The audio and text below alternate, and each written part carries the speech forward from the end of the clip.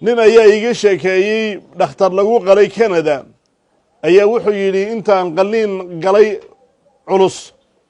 ayaa wuxuu yidhi gabadh dhakhtarada ayaa ay soo booqatay maalintii ku xigtay dabeetana waxay ugu tiri xaalkaaga ka waran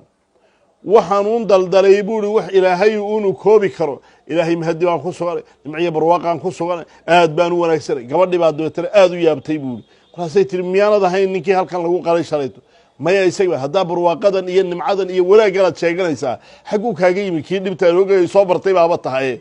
markaasaan ku yidhi buuri anigu dad muslimiina baanu nahayo wixii nagu dhacay dhibaatana ilaahay baan ugu sabaqnaa khayr iyo wanaag bay noo noqotaa kadaalik markaa dee wixii wanaag ku mahadnaqanaa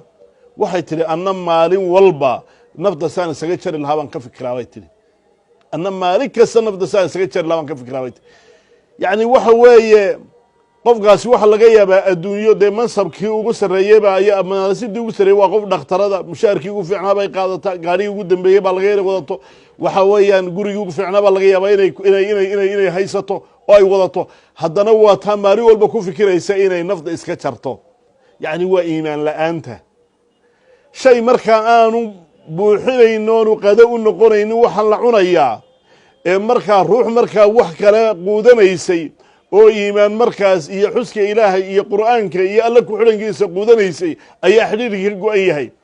anteenadii baa ka maqan dabeetana waxa weeye halkaasay markaa nafdi gubanaysaay ay ololeysaay qofkiina ay dhibaysaa laakiin qofka mu'minka ahi isagoon adduunyo fara badanna haysanin ayuu waxa yara ilaahay siiyey ayuu ku qanacsan yahay taas ayuu markaa ku degan yahay taasuu markaa ku murugo la-yahay markaa ilaahay wuxuu leeyahy nolol wanaagsan ayaanu adduunyada ku noolayn doonnaa oo sacaadada iyo liibaanta oo qanaacadaasi wixii ilaahay siiye u ku qanco ah aakhirana markaa waxaanu ku abaalin doonnaa yacni kii ugu wanaagsanaaye markaa wixii ay wanaagsanaaye samaynayeen abaalmarintiisa ayaanu siin doonnaa markaa iimaanku tumaaniino iyo xasilloonibu qalbiga geliyaa raaxo ayuu geliyaa qanaaco ayuu siiyaa wax la yaariye wixii ilaahay ku arsaaqay inuu ku qanco